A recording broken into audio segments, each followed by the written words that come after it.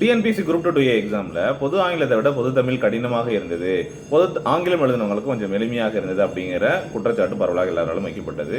இப்போ ஆங்கில தேர்வுகளுக்கு கூடுதல் மதிப்பெண் கிடைக்கிறது அப்படிங்கிறத பற்றி நம்ம பேசியிருந்தாங்க. இல்லை வரி யூகங்களா இப்படிங்கிற கேள்விகள் எல்லாமே வந்து எல்லாரும் முன் வச்சு விவாதிச்சிருந்தோம். நார்மலைசேஷன் ஒன்று வேணும் அப்படின்னு சொல்லி கேட்டிருந்தோமா? டிஎன்பிசி நேற்று என்ன சொன்னாங்க? நாங்கள் இதை வல்லுநர் குழு வச்சு ஆய்வு செய்து சொல்ல போகிறோம் அப்படின்னு சொன்னாங்க. இன்றைக்கி என்னடான்னு பார்த்தா ஒரு ப்ரெஸ் ரிலீஸை கொடுத்து நாங்கள் நோட்டிஃபிகேஷனில் என்ன ப்ராசஸ் சொல்லியிருக்காங்களோ அதுதான் நடக்கும், நார்மலைசேஷன்லாம் பண்ண முடியாது அப்படிங்கிறத தெளிவாக சொல்லிட்டாங்க. சரியா? ஓகே.